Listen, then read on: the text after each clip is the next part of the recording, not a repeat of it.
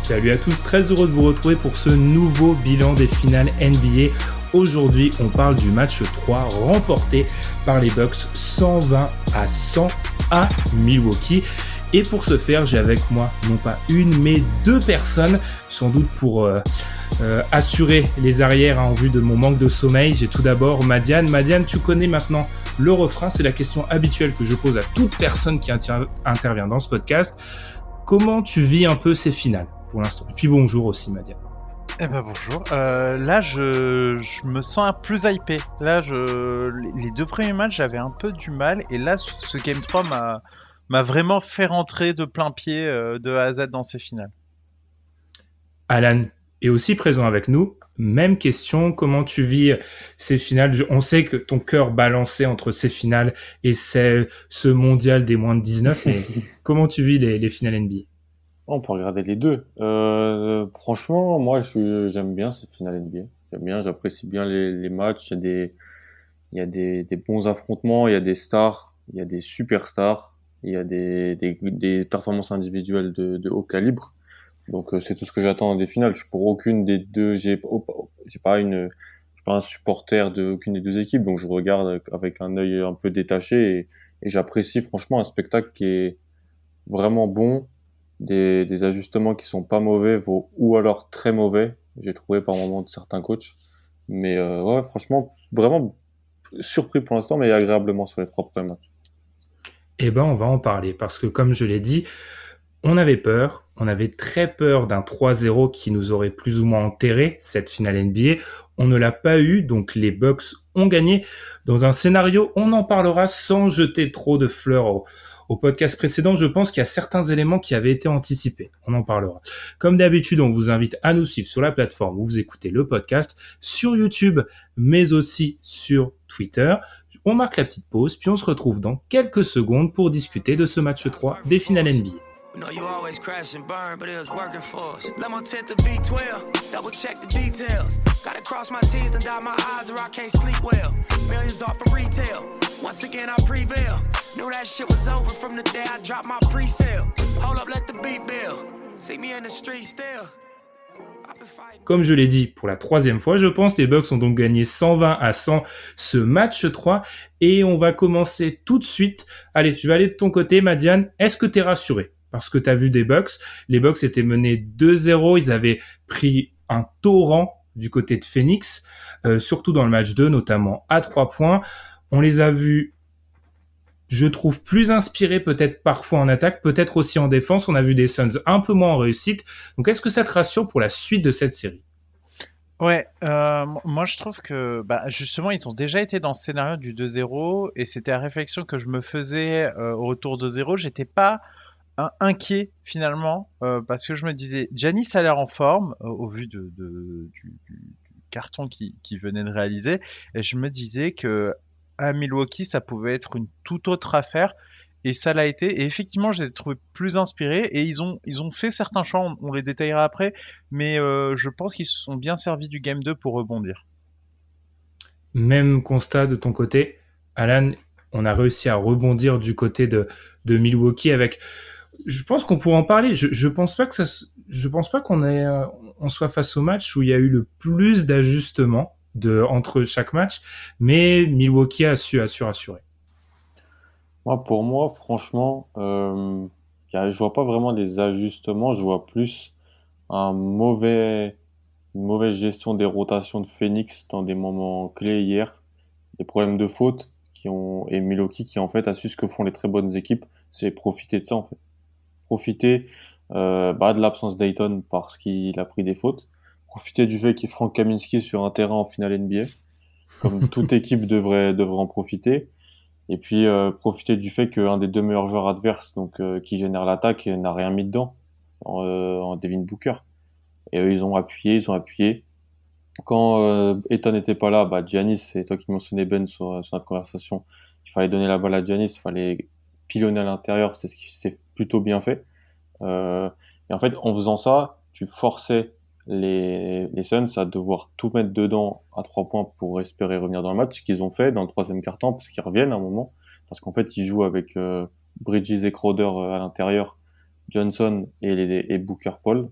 Donc c'est ultra risqué, c'est ultra fatigant, ça leur permet de revenir. Mais ensuite, ils explosent face à la machine physique de Milwaukee. Donc en fait, je suis plus rassuré dans le fait que Milwaukee a su, quand ils avaient l'avantage et quand ça allait un peu plus dans leur sens, appuyer là où ça faisait mal. S'ils l'avaient pas fait, ça n'aurait pas été une équipe qui, pour moi, méritait d'aller tout au bout. Et là, ils l'ont super bien fait. Tu parlais de Frank Kaminsky en première mi-temps, il joue 3 minutes. Sur ces 3 minutes jouées, les Suns sont à -7. Ils prennent un éclat de 7 points en 3 minutes. Sur le reste du match, c'est un peu moins révélateur parce qu'il a joué un peu du garbage time. Je pense que j'aimerais bien vous amener vers une question. Moi, j'ai pas souvenir d'une finale NBA où la présence ou l'absence d'un joueur va déterminer à ce point le résultat. Je parle bien évidemment de DeAndre Ayton. Il y a des joueurs qui avaient une influence monstre sur le jeu de leur équipe. On peut penser à LeBron quand Kyrie n'est plus là, etc. Mais là, je parle de la destinée de la série qui se joue plus ou moins, j'exagère à peine, pratiquement, sur les minutes sans DeAndre Ayton. Est-ce que tu es d'accord avec ce constat-là, Madiane?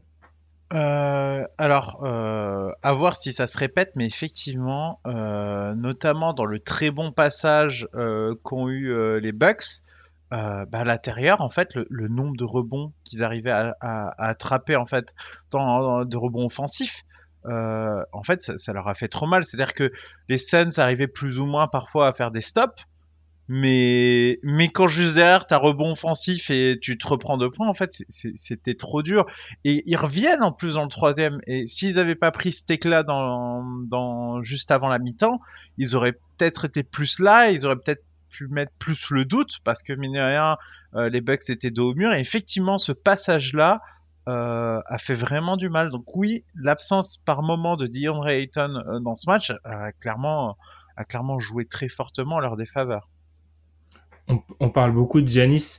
Giannis contre DeAndre Ayton, c'est du 11/25 depuis le début de la série. C'est probablement statistiquement le meilleur défenseur sur Giannis des playoffs en dehors de Bam Adebayo. Mais Bam Adebayo, quoique on est au match 3, mais on va dire que le résultat collectif était totalement à l'inverse. Quand on compare, un Jay Crowder est à 9/12, c'est-à-dire qu'il met 9 de ses 12 tirs tentés contre Jay Crowder, et Booker, ça compte pas trop. On n'est pas sur le même type de joueur, mais c'est le troisième joueur qui l'a le plus défendu, on est à 5/6. Alan, est-ce que tu es d'accord là-dessus? Est-ce que les minutes avec DeAndre Ayton sont déterminantes? Et pour aller plus loin, on fait quoi? Parce qu'on a déjà un peu ouvert ce volet-là avec Tom la dernière fois, en disant plus ou moins que Kaminsky, c'était pas possible. On l'a vu. Quelles sont les alternatives? On lance un rookie qu'on n'a pratiquement pas vu cette année. Est-ce qu'on accepte de vivre et mourir avec l'adresse parce que ça a marché sur le match 2? Qu'est-ce qu'on fait? Déjà, je pense que ça en dit sur Ayton, genre, mais ça en dit comme tu dis, sur le fait qu'ils n'ont pas de backup pivot, en fait. Parce qu'en réalité, tu prendrais moins cher sans Ayton si tu avais un des 15 meilleurs backups NBA. C'est qu'une équipe qui vise le titre, qui en finale devrait avoir, pour moi. C'est assez impressionnant qu'ils soient en finale NBA avec ce niveau de backup pivot, en réalité.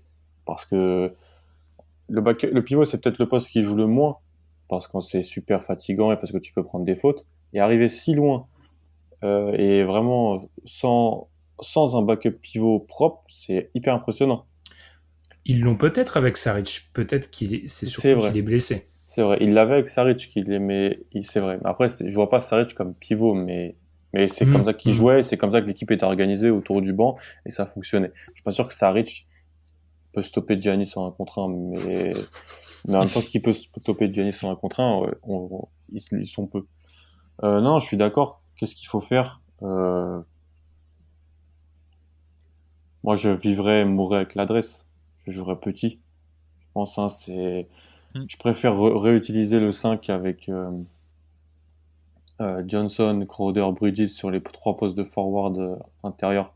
Mais tourner, c'est-à-dire que tu peux peut-être mettre plus de Craig parce qu'il est blessé, mais il a joué hier.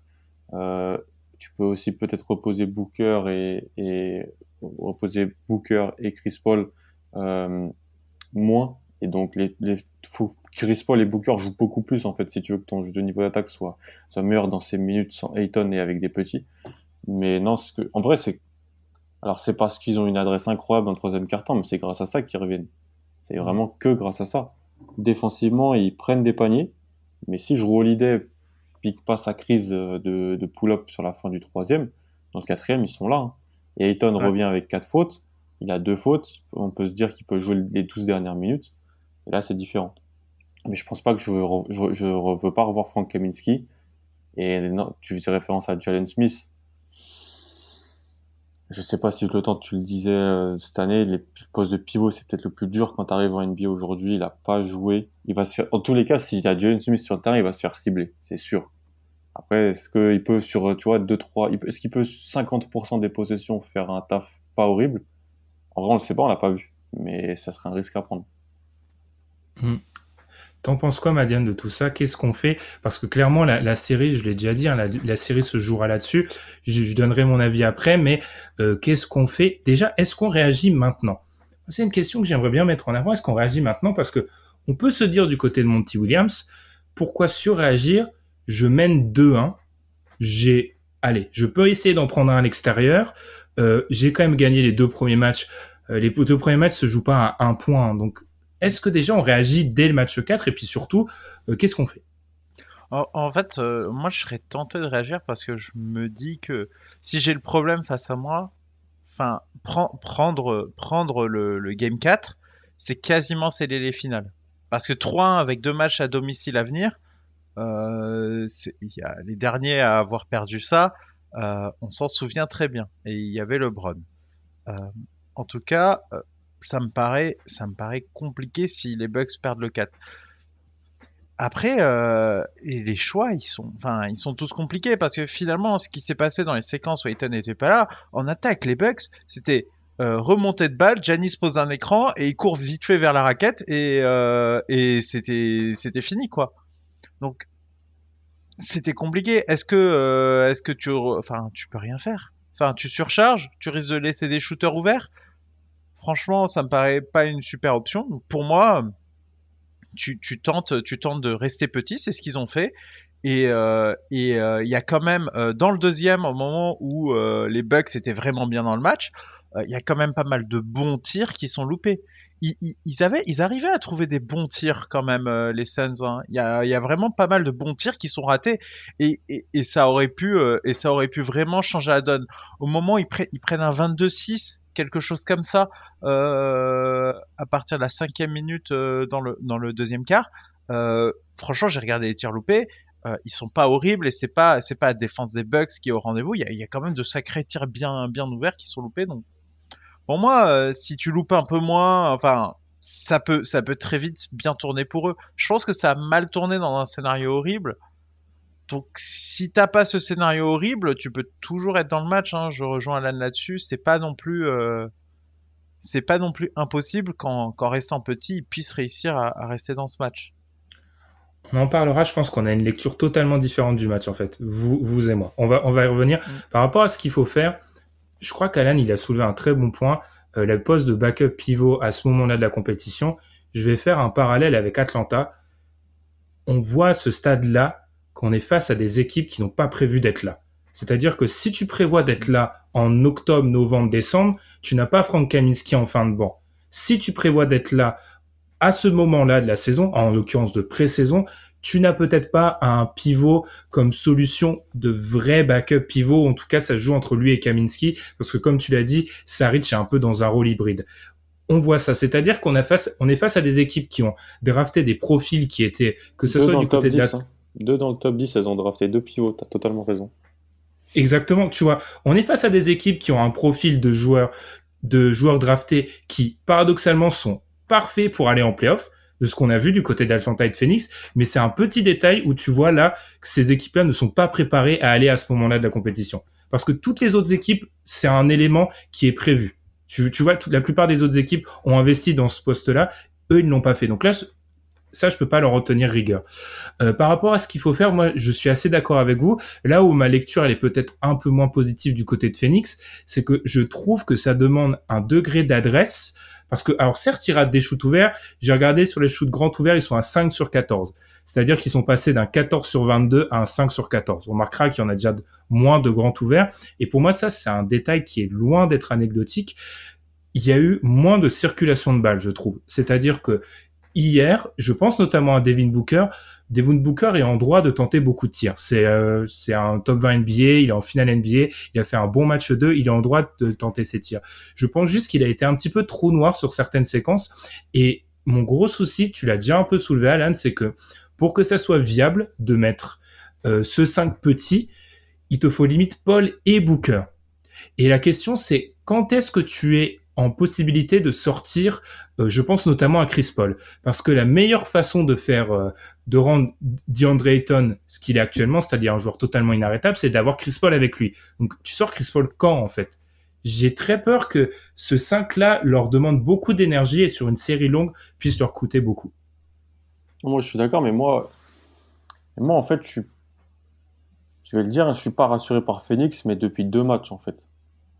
Moi, ça fait depuis 2 matchs que je suis pas. J'ai pick Phoenix pour gagner la série en 6. C'était un peu mon équipe, un peu que je voyais un peu secrète, vraiment bien en playoff. Je crois énormément en cette équipe. Mais en réalité, de ce que j'ai vu depuis 2 matchs, moi, ça m'a pas rassuré. Ça me rassure plutôt du côté de Milwaukee. C'est-à-dire que je pense, Ben, toi, tu vois plus le match 3 comme une victoire de Milwaukee que comme une défaite de Phoenix. Et en réalité, moi, je suis d'accord avec toi sur le match 3 et sur le match 2, je dis pas que je vois une défaite de Milwaukee plutôt qu'une victoire de Phoenix. Je vois Phoenix qui a eu besoin d'une adresse en pull-up invraisemblable pour battre battre une équipe de Milwaukee où il y avait un seul de ses 3 meilleurs joueurs qui était à son niveau. Alors, il était à son niveau, plus, hein, Giannis dans le match 2. Il est incroyable. Mais en réalité, avoir besoin de cette adresse en sortie de dribble de Booker et du chantier qu'a fait Chris Paul pour battre une équipe où Holiday et Middleton étaient pas bons, pour moi, c'est pas rassurant en fait. Franchement, moi, la série, elle est pas du tout terminée. Et pour moi, c'est du 50-50, hein, même s'il y a 2-1 pour Phoenix là où on se parle. Franchement, moi, Milwaukee m'a vraiment rassuré sur les 2 derniers matchs, alors qu'ils en prennent que un. Mais je sais pas, dans la manière dont ils arrivent à faire vivre Phoenix sur l'adresse à 3 points, la manière où ils arrivent physiquement en transition à faire ce qu'ils veulent quand Ayton n'est pas là, j'ai trouvé vraiment que c'était très impressionnant et ça a changé vraiment par rapport au match 1 où pour moi le match 1, franchement, Milwaukee était pas du tout au niveau. T'en penses quoi, Madiane, du coup, de ce regard global sur la série? Et puis, peut-être de la lecture de ce match, juste pour réagir, je suis assez d'accord. Je le sous-entendais dans le match d'avant. Pour moi, le match 2, c'est une fausse victoire, en fait. De ce que j'ai lu 2-3 matchs après, 2-3 jours, pendant les 2-3 jours qui ont séparé les 2 matchs, je trouve qu'on a beaucoup trop, en fait, pris pour acquis ce qui s'est passé. Une équipe qui réalise un des plus grands matchs de l'histoire à 3 points en finale. Ça s'est pas répliqué, en l'occurrence. On l'a vu.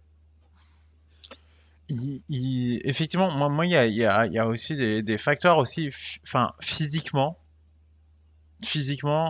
enfin, les Bucks sont compliqués à prendre et on l'a vu. Ils ont quand même gagné des séries, notamment face aux Nets, qui étaient ultra accrochés et on a vu qu'ils savaient répondre présent sur la longueur. Et c'est vrai, typiquement en transition. Enfin, dès lors que tu perds la balle et notamment il y a 7 paires de balles à un moment dans le deuxième, c'est puni, mais c'est puni instantanément. Tu peux pas te permettre d'être en dilettante. Et les Bucks sont pas bons à prendre, clairement. Maintenant quand même, ils sont pas dans une si mauvaise position. Ils ont quand même trouvé des choses. Moi, je trouve que notamment, j'ai vu pas mal de fois les Bucks sortir fort sur le porteur des balles sur pick and roll.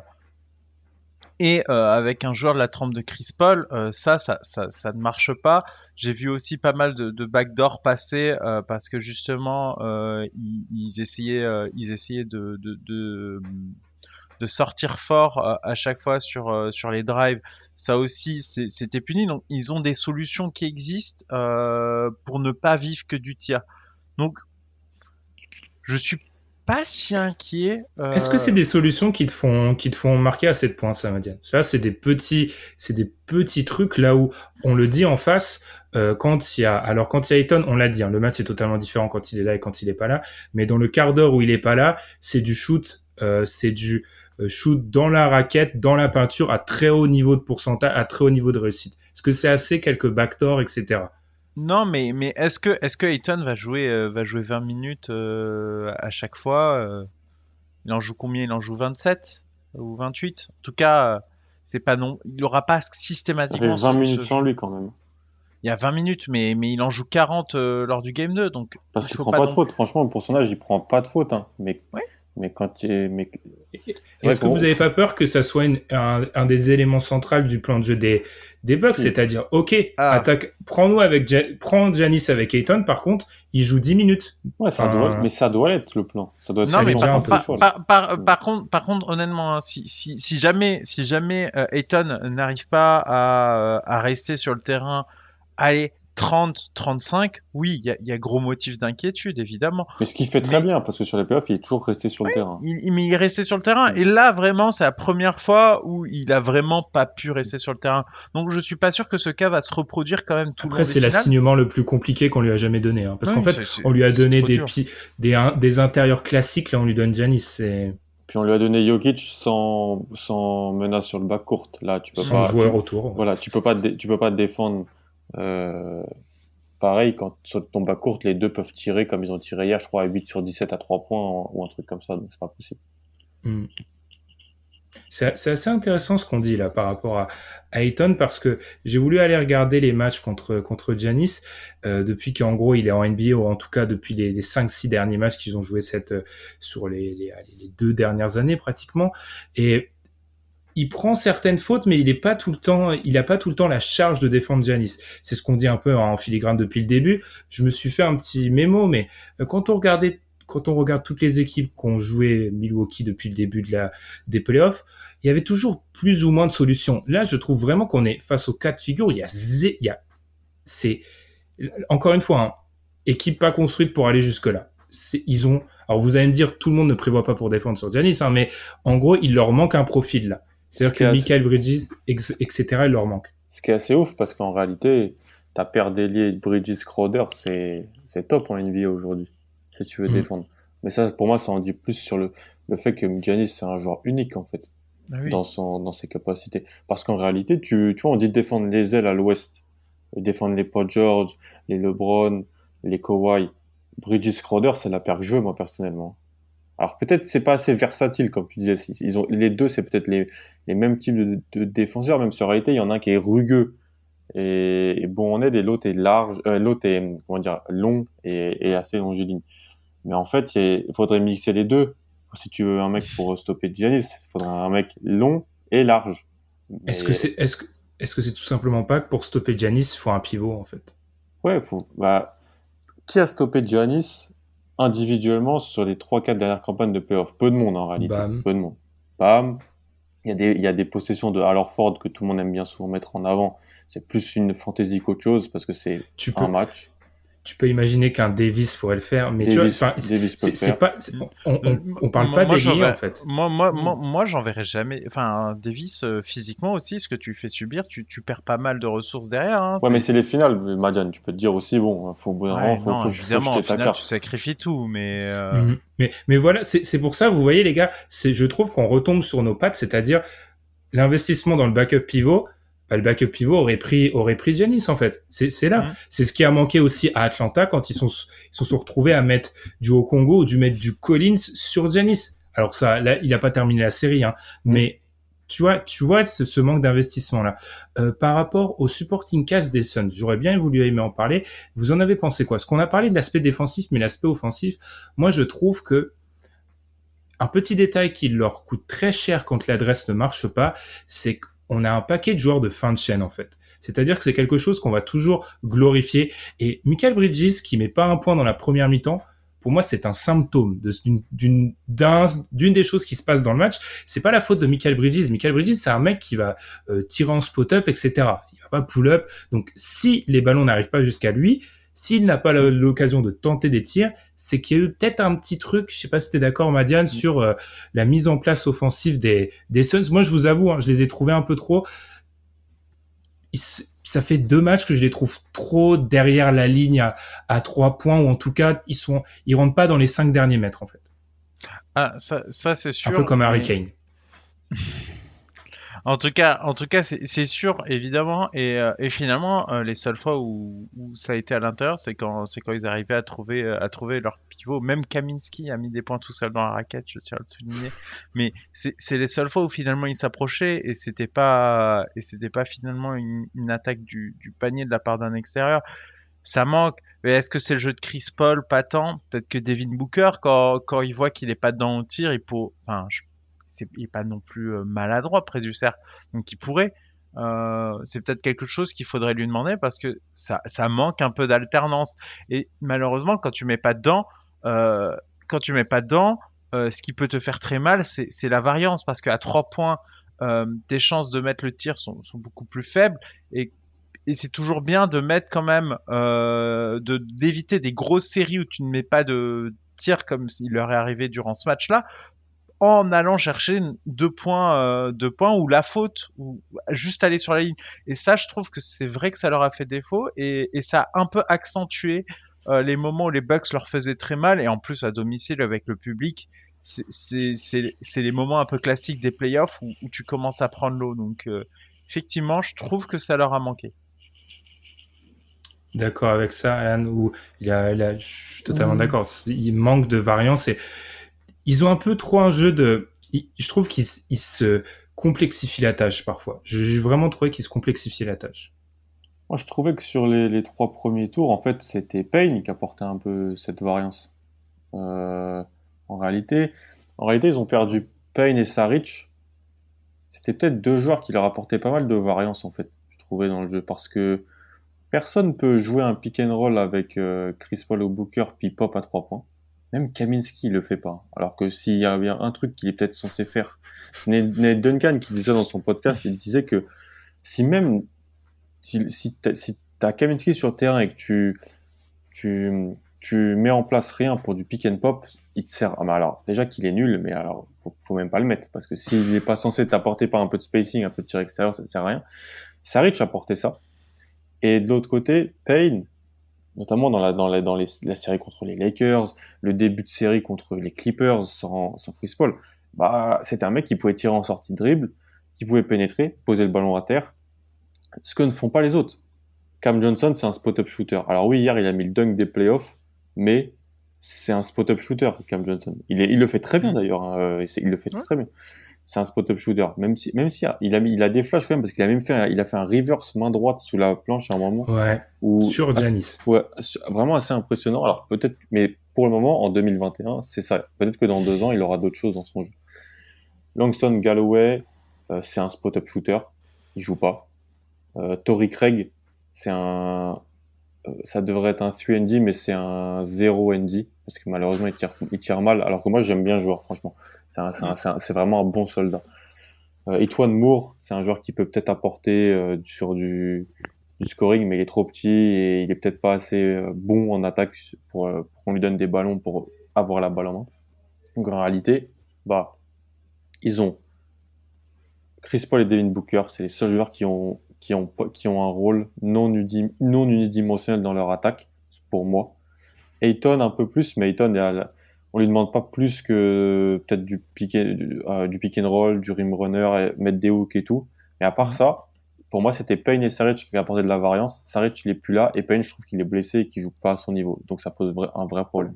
Non, Payne hier, moi, il m'a marqué une action où ils sont à 2 contre 1 en attaque. Il fait un reverse layup catastrophique. Ouais. Je me suis arraché les cheveux. Vraiment. Ça, non, mais vraiment, tu vois que le joueur est pas dedans parce que faire ça à ce moment-là, alors que tu pouvais sécuriser, il le loupe, c'est terrible. Tu montes main droite. Et ça, c'est les gars qui ont pas de main droite quand ils sont gauchers. Il a vraiment aucune main droite. Ou il monte toujours main gauche, en fait, t'as l'impression. Et il a raté pas mal de lay-up comme ça, j'ai trouvé. Là où franchement, dans les séries Clippers, Lakers, moi je l'avais trouvé incroyable dans le jeu proche du panier comme ça. Alors on est peut-être un peu négatif sur les Suns. Du côté des Bucks, qu'est-ce qu'il y a encore à améliorer, etc. Les gars, moi, bon, je vais pas tirer sur l'ambulance, mais encore une fois, vas-y. Il n'y a pas encore eu le Middleton game. Mafia. La Chris Middleton experience est encore en full display. Hein, full effect. C'est incroyable. 3 points 3 points en deuxième mi-temps. Je crois qu'il prend 4 tirs. Alors que c'est incroyable parce que il y a un peu de responsabilité de Jrue Holiday parce que il y a des moments où Chris Middleton commence à enchaîner et Jrue Holiday a peut-être pas, c'est là où tu vois que c'est un faux meneur en fait. Jrue Holiday, il a peut-être pas la présence d'esprit de se dire le mec est chaud, on lui donne la gonfle, il va tenter on se l'est dit sur la conversation quand même sur le premier quart-temps, Jrue Holiday se prend un peu pour Steph Curry par intermittence, mais il y a toujours cet élément là où Chris Middleton il a pas passé la barre des 20 points en 3 matchs de finale NBA. Donc C'est le qu'est-ce premier, qu'il y a non? encore? Pas le premier? Je crois pas, je crois qu'il fait 19, 15, 17. Enfin, à vérifier, hein. Mais Ouais, non, il l'a passé sur le premier match. d'accord. Il en a mis pas mal. Il en met 30 de mémoire. Il pète Ouais, une crise 29, dans le 29, troisième. 29. Ouais. Tout à fait, Ah oui, 29. j'oublie complètement j'oublie la Chris Middleton experience, c'est-à-dire on marque des points quand on est mené de 18 points. Ouais, la J'avais oublié. la crise de pull-up de fin de troisième à moins 15. À moins 20. La trademark. Alors, beaucoup trop d'anglicisme. On pense quoi de Middleton, un peu de ce qui a amélioré? Moi aussi, ce qui m'a un petit peu choqué, c'est on en avait parlé dans le podcast précédent avec Tom, Bryn Forbes ne doit plus vraiment voir le terrain maintenant. Ouais, non, Breforms, enfin, comme dit, hein, c'est compliqué. À partir du moment où tu es sur le terrain, c'est comme Kaminsky. Soit il est en crise à 3 points, il se prend pour Stephen Curry comme il y a eu contre le Heat. Ok, là, il peut rester, il n'y a pas de souci. Autant tu lui donnes la balle, il rate son tir, il ressort instantanément, hein, parce que il est trop négatif.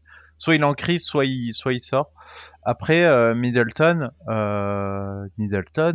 c'est compliqué, mais c'est son niveau. Enfin, est-ce qu'on est surpris? Honnêtement, est-ce qu'on est surpris du niveau affiché par Middleton? Il sauve sa série face aux Hawks en 2 matchs, ok, mais le reste de la série, il est pas bon. Il tire à moins de 30% à 3 points. C'était pas ouf, hein. C'est sur les tirs difficiles. Il prend beaucoup de tirs C'est- difficiles. Les pourcentages, tu peux un peu les pondérer par ça. Ouais, beaucoup de tirs difficiles. Mais moi, ce que je dis toujours, c'est Middleton, c'est peut-être un match sur 2. Moi, je suis pas étonné. En tout cas, je suis pas étonné. Je compte plus sur Jrue Holiday, qui je Tu trouve. comptes vraiment plus sur Jrue Holiday que sur Middleton? Mais moi, je trouve que Jrue Holiday, de manière plus globale, est extrêmement intéressant. Surtout qu'il y a quand même un fort backcourt en face, et je trouve que les efforts qu'il fait défensivement sont quand même à souligner. Il est quand même très bon sur cette série, et c'est pas une tâche simple qu'il a. Donc oui, moi je trouve que de manière globale, alors offensivement je compte plus sur Middleton, mais de manière globale dans l'équipe des Bucks, je compte plus sur Jrue Holiday, c'est sûr. Et toi, Alan? Parce que Jrue Holiday, encore, j'aime bien donner cette stat, mais si tu retires la série contre les Hawks, il passe jamais 22 points en fait. Non. Moi, je suis comme toi un peu sur Middleton. J'ai fait longtemps partie des sceptiques, je le suis encore un peu, hein. Après, c'est vrai que sa fin de série contre Brooklyn, sa fin de série contre Atlanta, elle m'a un peu, elle m'a impressionné, mais en même temps, il faut aussi voir le contexte des équipes qu'il a dû affronter à ce moment-là de la série et l'état dans lequel les joueurs qui étaient sur le terrain étaient réellement. Parce que c'est bien beau d'avoir des noms derrière un maillot, mais si le joueur est pas à 100%, déjà, c'est pas la même histoire. Et pour moi, c'était le cas dans les 2 équipes qu'il a dû affronter dans les 2 derniers tours. Non, mais pour moi, en fait, je peux pas faire trop confiance à un joueur qui vit par du pull-up alors que c'est pas un top 20 NBA. C'est un joueur qui, je pense, vit parmi peut-être les tirs les plus compliqués de la ligue, alors que c'est pas un des joueurs élites de la ligue, Middleton. Peut-être j'avais jamais peut-être réussi à le matérialiser comme ça, mais en fait, c'est que du pull-up à 3 points ou du pull-up à mi-distance, contesté parce que c'est pas un excellent athlète, il est pas méga explosif, donc le défenseur est toujours un peu là, et donc c'est des tirs super durs, franchement. Il prend dans les playoffs là, on a regardé tous beaucoup les playoffs là, des joueurs qui prennent des tirs plus compliqués que lui. T'as Dame, t'as KD, t'as Paul George.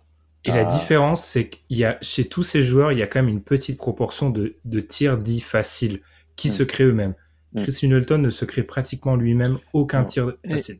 Et il y a la composante faute aussi. Cette capacité-là à chercher des fautes qu'il n'a pas comparé à certains joueurs. Tu peux avoir des joueurs de ce niveau-là ou qui sont catastrophiques au tir, et tu regardes la score sheet, ils ont quand même mis 20 points, mais pourquoi? Parce qu'ils sont allés chercher des fautes, ils mettaient pas dedans au tir, mais ils sont allés sur la ligne. Il l'a pas, cette Mais ça, capacité-là. mais en même temps, c'est crédit à lui parce que faire la carrière qu'il fait en vivant sur ces tirs-là, ça reste que c'est quand même Ouais.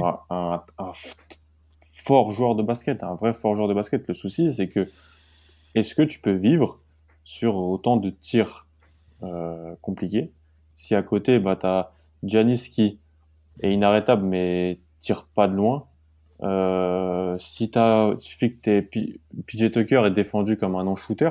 Malheureux, il est défendu comme un non-shooter, PJ Tucker. Ce qui me pose, il en a mis 2-3 à chaque fois qui. Ouais.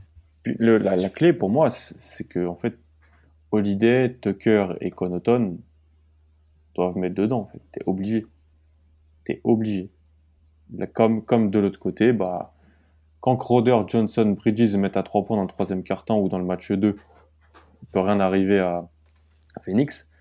C'est un jeu d'adresse au bout d'un moment. C'est un jeu d'adresse. Et on sait que les scoreurs d'ISO feront leur travail. Alors Booker, un peu moins parce que Booker est plus jeune et puis Booker n'est pas au niveau de Chris Paul et de Giannis. Mais franchement, Chris Paul, il met des tirs hier. Invraisemblable. Du mid-range sur le côté, en se remettant sur ses jambes et tout, c'est impressionnant. C'est des tirs compliqués. Si les superstars vont en mettre, elles vont ne pas en mettre. Celles qui décideront du sort du match, sûrement. Mais si t'es dans le match à la fin, c'est aussi parce que tes role-players à côté, ils ont mis dedans.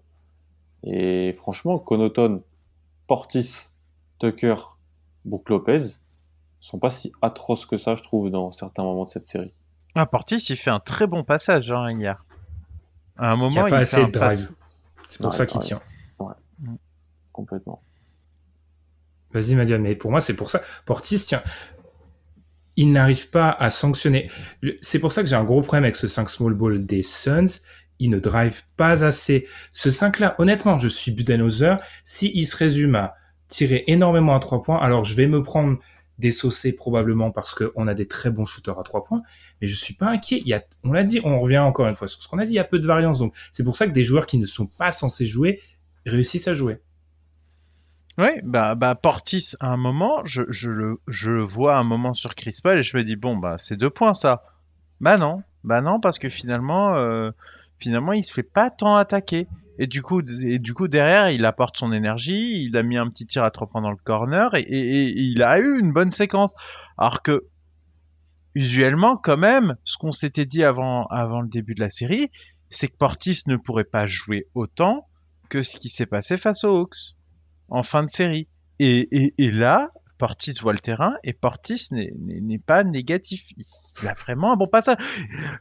Il a un plus-minus de 19. 19, c'est Bobby Portis. C'est pas censé arriver quand même en finale NBA. Mais c'est en train d'arriver. Donc oui, clairement, le manque de drive fait que il peut jouer. Il peut jouer et malheureusement, il faut pouvoir sanctionner ce genre de joueurs parce que en plus, les Bucks ont quand même une rotation courte et en ont besoin. Et en fait, si tu arrivais à empêcher Bobby Portis d'être sur le terrain, mais t'imagines pas la surcharge de travail sur le reste de l'équipe. Parce que là, il a pu jouer, il a pu faire son passage, il a joué 18 minutes, mais les rotations des Bucks sont très courtes et sans le garbage time, la rotation, il y a Jeff Teague quoi dedans. Enfin, il a joué hier encore. Oui, on en est à faire jouer Jeff Teague. Ouais, mais j'en parlais avec Tom. Je trouve que ce qu'il apporte, c'est pas, ils n'arrivent pas à le sortir. Encore une fois, c'est on va appeler ça le théorème Lou Williams. Il y a des joueurs qui en théorie ne devraient pas jouer, mais si l'équipe d'en face n'arrive pas à les faire sortir, ils doivent jouer en fait. Ah oui. Parce que c'est la théorie du mec, il doit pas jouer. C'est si tu prends un niveau, je sais pas, médian de qualité de l'équipe d'en face. Mais si l'équipe d'en face n'a pas cette qualité-là, il joue. Et en l'occurrence, je vais vous amener vers un truc. Est-ce qu'on n'arrive pas à un moment surréaliste où la rotation des Bucks, vu le tour que prend cette série, commence à être aussi si ce n'est plus long que celle des Suns. Problématique que celle des Suns. Alors qu'on a mis en avant celle des Suns pendant tous les playoffs. Ouais. En fait, c'est la blessure de Saric qui change pas mal de choses, qui fait vraiment baisser pour moi. On peut se donner du crédit. Est-ce qu'elle n'a pas été collectivement totalement mise sous le tapis alors que, enfin, nous, alors peut-être pas vocalement dans le podcast, mais entre nous, on s'est tout de suite dit, ça change la série en fait. Oui. Dans la preview, on était inquiet. On était inquiet pour les Bucks en se disant les Suns ont plus d'options. Et que du coup, les Bucks, eux, n'en ont aucune. Et on se retrouve là à se dire, finalement, ils ont pas de backup pivot, c'est chiant. Finalement, ils ont pas d'alternance. Il y a personne hormis Ayton, il y a personne qui vient attaquer leur cercle. Et du coup, il y a pas de drive. Et finalement, les options des Suns, elles sont peut-être plus réduites que ce qu'on pensait. Mais par contre, je pense pas qu'il y ait plus d'options côté Bucks. Mais il n'y a pas de réponse. Enfin, c'est ça le problème, c'est que si t'as pas de réponse face au problème que posent les Bucks, Budenholzer, il est réputé pour avoir du mal à changer, mais si t'as rien pour le forcer à changer, il peut faire sa série comme ça. Mais attention, moi je rappelle, il y a toujours un Suns et c'est ça. Je nous écoute depuis le début et je nous arrête tout de suite. Il y a toujours 2-1 et attention, Game 4, ça peut bien se passer pour les Suns. Il y a 3-1 et pour moi les finales sont finies. À 3-1, t'as quand même 85 à 90% de chance de perdre tes finales si t'es mené 3-1. Et en plus, je rappelle, il y a 2 games encore à Phoenix. Donc vraiment, le prochain, les Bucks ont de nouveau pas le droit de le perdre. Je suis d'accord avec ça. Après, je me méfie des pronostics en 2020-2021. Les pronostics... J'avais les Lakers perdants. Je les avais. Madiane aime nous le rappeler. Les gars, j'aimerais bien qu'on parle... T'avais les Sixers gagnants contre Atlanta. Ah mais là, par contre, je peux rien faire. Là, les Sixers, ils m'ont pondu un choke. Je pouvais pas le voir. Parlons un peu du coup des superstars. J'aimerais bien faire un petit portrait croisé Chris Paul, Giannis qui ont été... Alors Chris Paul a peut-être moins tiré la couverture que Giannis, mais comme l'a dit Alan, a mis des shoots totalement incroyables. Vous savez, on a cette petite rubrique MVP. On est d'accord que on a maintenant... On connaît les 2 MVP. Selon le résultat de la série, on a déjà les 2 MVP. Ouais, ça me paraît difficile que côté Suns, que David Booker... Si Booker prend 2 crises et qu'il en met 40 dans les 2 derniers matchs, tu l'auras. Ça me paraît peu probable. J'ai l'impression qu'on répète ce qu'on avait dit vis-à-vis de AD quand l'année dernière, AD fait un match 100. Et en fait, tu te rends compte que la constance, elle est toujours... je l'ai un peu dit la dernière fois, la constance, elle est toujours récompensée. Ce match-là, les gens vont s'en souvenir. En tout cas, il y en a un côté Bucks où c'est si les Bucks gagnent, qui d'autre quoi. Mais c'est incroyable. Si les Milwaukee gagnent, qui d'autre aussi parce que... Non mais c'est ce que je dis. Non, c'est ce que je dis. Pour moi, c'est pour Milwaukee. C'est incroyable, Giannis. Vraiment des finales. Et j'ai souvent moqué, par exemple, pour ses lancers francs lors des dernières séries, les difficultés qu'il avait, etc. C'est même devenu une blague maintenant partout, mais néanmoins, il claque une série. C'est extrêmement fort. Alors oui, il met pas de pull-up. Ok, super, je m'en fous. Il met 40 points. Enfin, désolé, mais le pull-up... Imaginez si Giannis avait un pull-up, c'était fin du game. C'est Thanos le type avec un pull-up. Donc heureusement qu'il a pas de pull-up et même là ils n'arrivent pas à l'arrêter. Donc. Pas de pull-up. J'ai déjà parlé de Giannis avec Tom. Pas de pull-up, mais je trouve quand même qu'il y a il a été bon. Il y a des moves, il y a des petits step back, etc. Et puis il y a un moment, c'est bête, mais quand t'as une possibilité de dominer sans, c'est pas forcer son talent, mais quand t'as, je sais pas. Prenons l'exemple à l'année là du football américain. Si t'appelles un jeu et que tu gagnes toujours 15 yards, pourquoi tu t'embêterais à appeler un autre truc? Complètement. Puis le jeu de Giannis peut être moins impressionnant et moins utile si t'es dans une fin de match serré, mais en fait leur but c'est de t'amener à d'être à plus 15 avec 3 minutes qui restent. Et si Giannis arrive à faire ça avec son jeu, ils auront gagné. Voilà, tout simplement. Non, et puis les problèmes qu'ils posent, c'est-à-dire que, à un moment, vraiment, 4-5 séquences de suite, Giannis pose l'écran, il court au panier, et en fait, ils ont quoi? Ils lui mettent 2 gars devant, et puis ils trouvent la passe, ou bien il va quand même mettre son lay-up, et même quand il rate son lay-up, il arrive à choper les rebonds. Enfin, c'était trop compliqué. Tu peux pas demander à Cam Johnson, à Jay Crowder, à Miles Bridges d'être presque protecteur de cercle et d'assurer au rebond contre Giannis. Ils peuvent pas faire ça. C'est pas possible.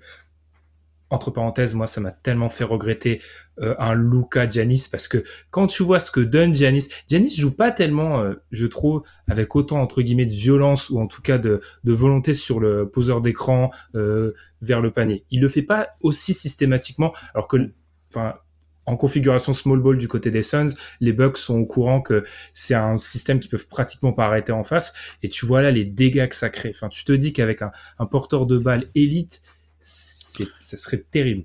Ah oui, non, mais c'est vrai que, mais ils ont quand même puni, hein, quand il y avait Python. Moi, j'ai vu souvent Giannis venir poser l'écran pour Middleton ou Drew, donc évidemment qu'ils le font. Mais c'est sûr que si c'était un élite, mais là tu fais les deux, tu mets des shooters, tu peux aller fumer un cigare, ton schéma offensif il est fait, hein. Tu te poses sur le côté, et tu les regardes, hein. Un petit truc que j'ai entendu, je sais pas si vous êtes d'accord, je l'ai lu, je l'ai entendu plutôt pas mal. Au niveau des passes, notamment, je pense à Giannis, je pense pas à Chris Paul parce que Chris Paul, je le trouve un peu irréprochable quand même sur le match d'hier. Je vois pas ce qu'il est censé faire de plus, mais peut-être au niveau des passes. Et je trouve que le début de match de Giannis, il y a une volonté de mettre les joueurs en avant parce que je crois qu'il a 4 passes décisives. À un moment, tu vois qu'il essaye d'impliquer tout le monde, mais il nous refait un peu le coup du match 2 où il y a un troisième quart-temps extrêmement dominant. On en a beaucoup parlé, les gars, mais j'ai l'impression petit à petit, on arrive vers la fin du podcast. Je suis auditeur, je nous écoute.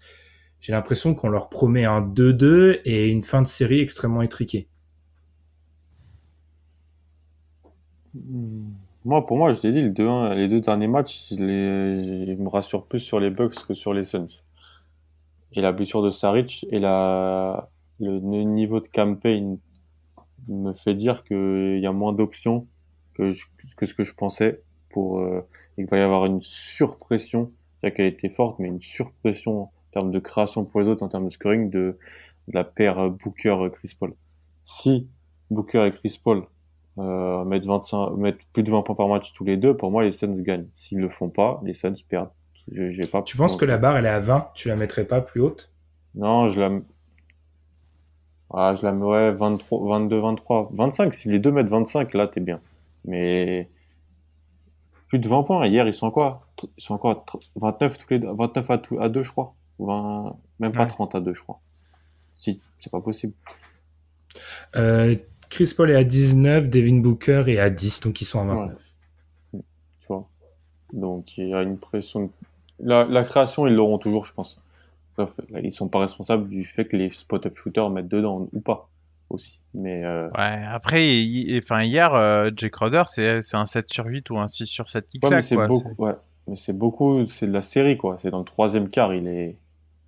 mais le troisième quart qu'ils mettent et ils perdent quand même le match. ouais. Enfin, Mais ils reviennent à -4, hein, le troisième quart, ils sont à -4 quand Drew met son 3 et qu'il repasse à -7, et là, c'est plus Ouais. compliqué derrière. Complètement. Et puis les séries de Jay Crowder, faut pas oublier, je trouve qu'il y a parfois sur les shooters à 3 points, il ressortait un peu, enfin plus d'une fois, il a feinté le tir, le joueur est parti et il a aligné ensuite. Enfin, on a peut-être eu des Bucks un petit peu trop effrayés ou en tout cas à trop réagir sur le shoot à 3 points.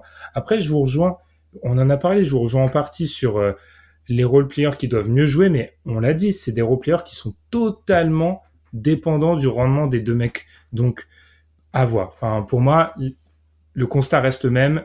La série se jouera au nombre de minutes disputées par DeAndre Ayton. Et c'est incroyable de se dire ça. Pour un joueur, je remontais mes tweets que j'ai découpés en début de saison. Ce joueur-là va pratiquement, sa présence ou non va déterminer la suite des finales.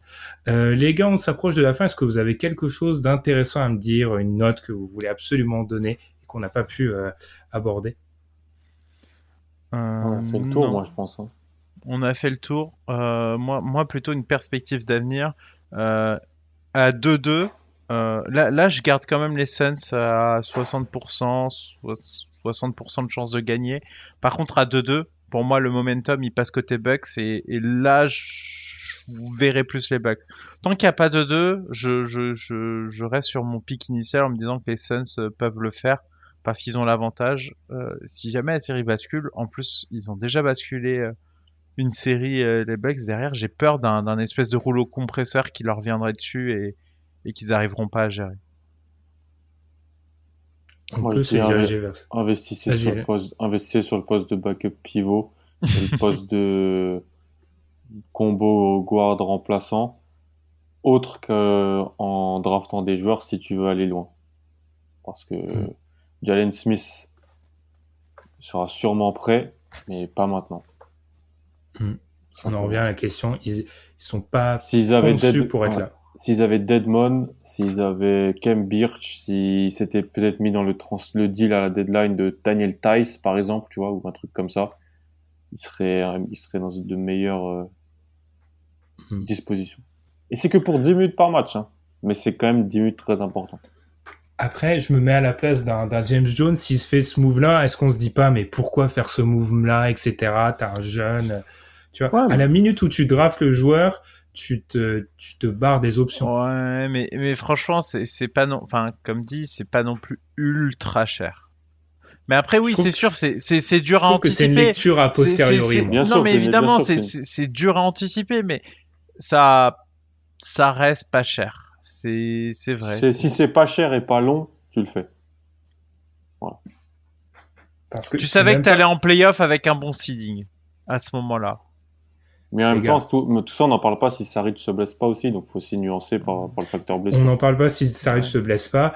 Ils ont un bon seeding, mais alors ils nous diront le contraire, mais je pense qu'ils se voient vraisemblablement pas en finale Non, NBA. mais non, Enfin non. bref, il y a beaucoup d'éléments sûr. qui font que je peux pas. En fait, je peux pas mettre sur la même ligne en termes de construction d'effectifs les Bucks et ces Suns là, parce qu'ils Tout sont pas s'explique. programmés pour. Tout s'explique Ouais. au bout d'un moment. Voilà, et là, ça s'explique. Là où je peux entre guillemets en vouloir aux Bucks d'avoir Jeff Teague, je peux pas en vouloir aux Suns de pas avoir cette réponse là. Très bien. Complètement. Et personnellement, je suis plus confiant que jamais sur mon Suns en 7. Parce que je serais très surpris honnêtement, je serais très surpris qu'on finisse en 5 avec les Suns. Alors ça peut arriver, hein, mais je serais très surpris. Ouais, pareil.